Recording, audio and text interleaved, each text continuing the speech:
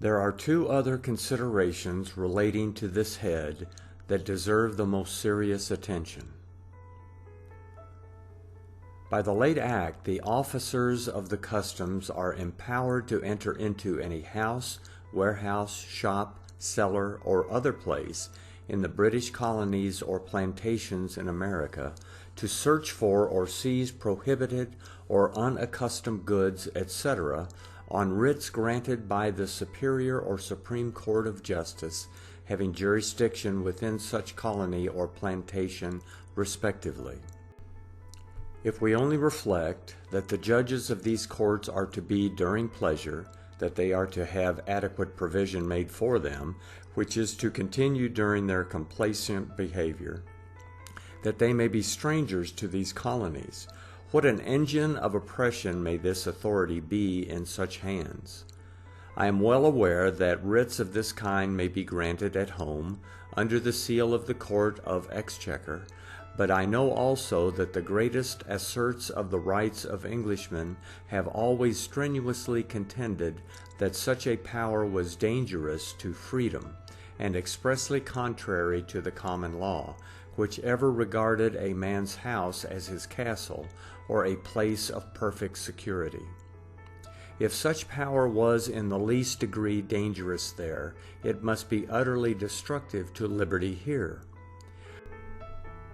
For the people there have two securities against the undue exercise of this power by the Crown, which are wanting with us, if the late act takes place. In the first place, if any injustice is done there, the person injured may bring his action against the offender and have it tried before independent judges, who are no parties in committing the injury. Here he must have it tried before dependent judges, being the men who granted the writ.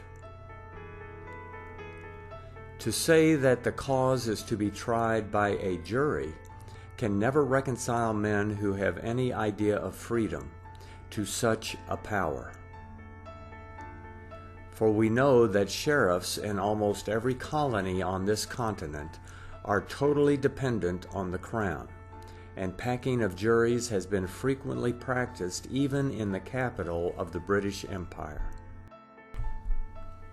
Even if juries are well inclined, we have too many instances of the influence of overbearing, unjust judges upon them. The brave and wise men who accomplished the Revolution thought the independency of judges essential to freedom.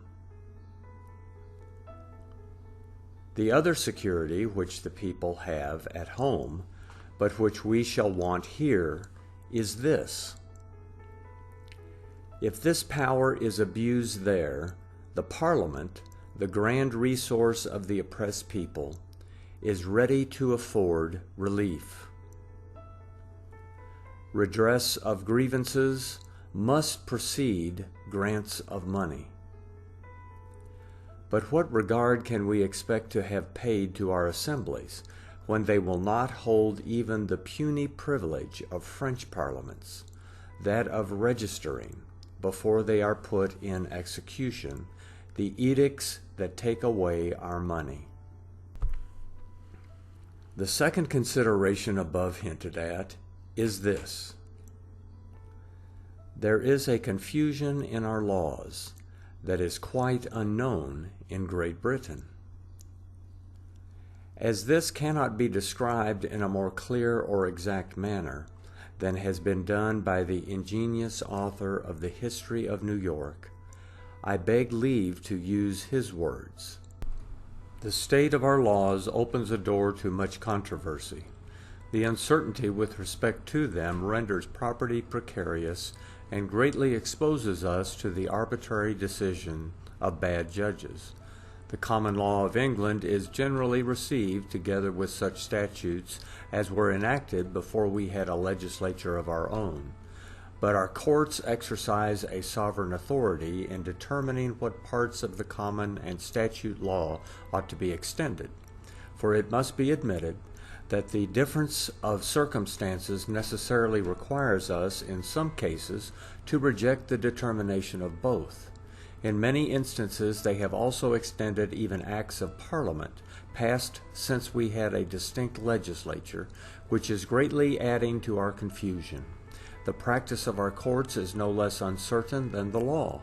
Some of the English rules are adopted, others rejected. Two things therefore seem to be absolutely necessary for the public security. First, the passing an act for settling the extent of the English laws. Secondly, that the courts ordain a general set of rules for the regulation of the practice. How easy it will be under this state of our laws for an artful judge to act in the most arbitrary manner, and yet cover his conduct under specious pretenses, and how difficult it will be for the injured people to obtain relief, may be readily perceived. We may take a voyage of 3,000 miles to complain, and after the trouble and hazard we have undergone, we may be told that the collection of the revenue and the maintenance of the prerogative must not be discouraged, and if the misbehavior is so gross as to admit of no justification, it may be said that it was an error in judgment only, arising from the confusion of our laws, and the zeal of the king's servants to do their duty. If the commissions of judges are during the pleasure of the crown, yet if their salaries are during the pleasure of the people, there will be some check on their conduct. Few men will consent to draw on themselves the hatred and contempt of those among whom they live for the empty honor of being judges. It is the sordid love of gain that tempts men to turn their backs on virtue and pay their homage where they ought not. As to the third particular, the support of civil government, few words will be sufficient. Every man of the least understanding must know that the executive power may be exercised in a manner so disagreeable and harassing to the people that it is absolutely requisite that they should be enabled by the gentlest method which human policy has yet been ingenious enough to invent, that is, by shutting their hands to admonish, as Mr. Hume says, certain persons of their duty.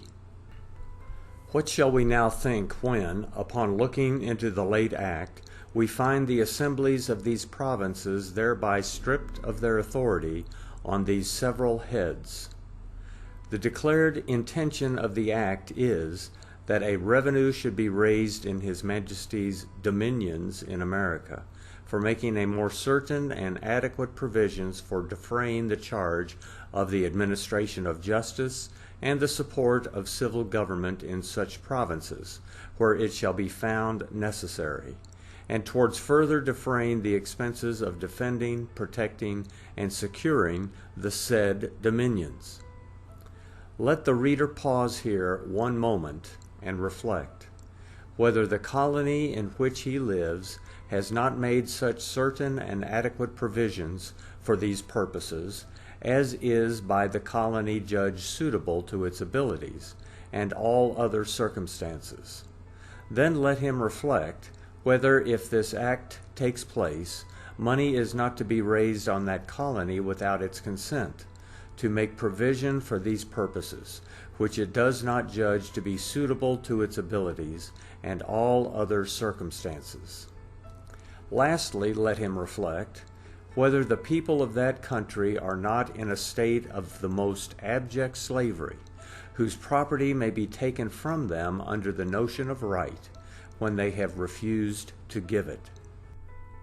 For my part, I think I have good reason for vindicating the honor of the assemblies on this continent by publicly asserting that they have made as certain and adequate provision for the purposes above mentioned, as they ought to have made, and that it should not be presumed that they will not do it hereafter.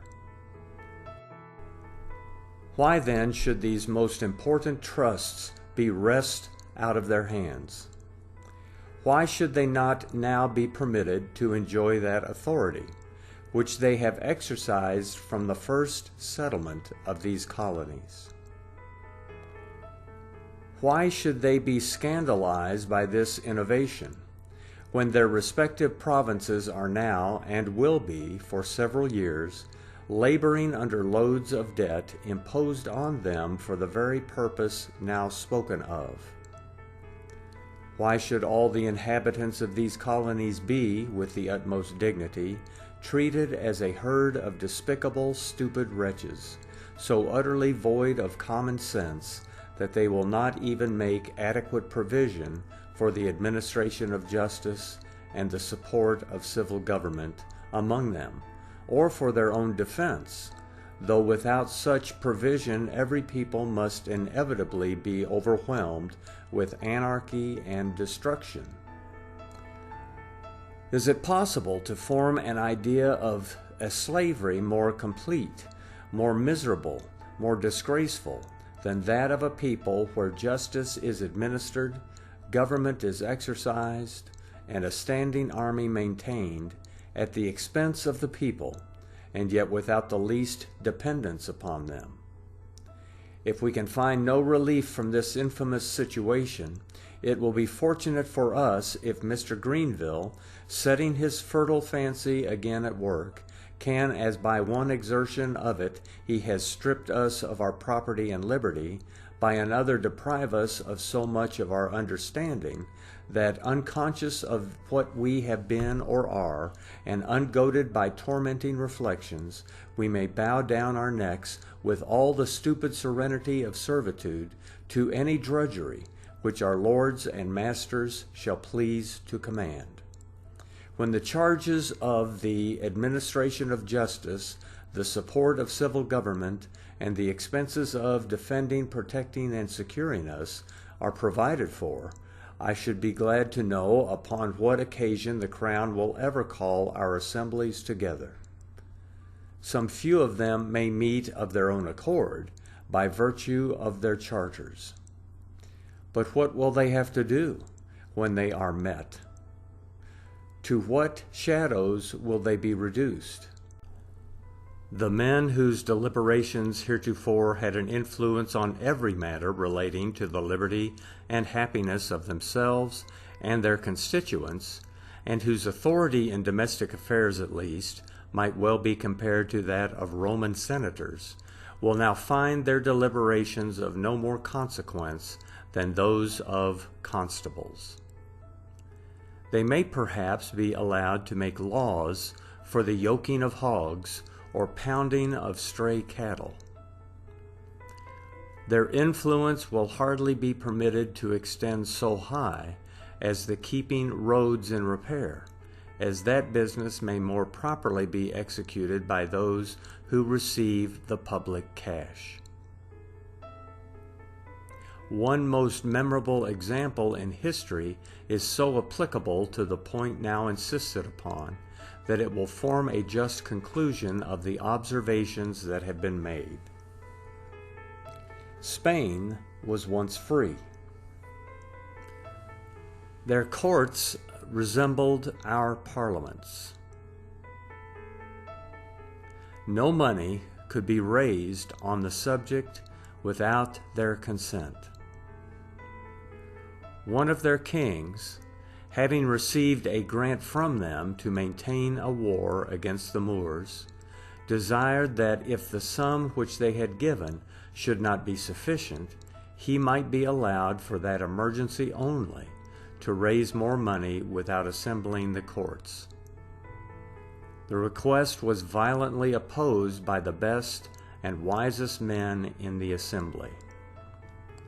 It was, however, complied with by the votes of a majority, and this single concession was a precedent for other concessions of the like kind, until at last the Crown obtained a general power of raising money in cases of necessity. From that period the courts ceased to be useful, the people ceased to be free. Veniente occurrite morbo.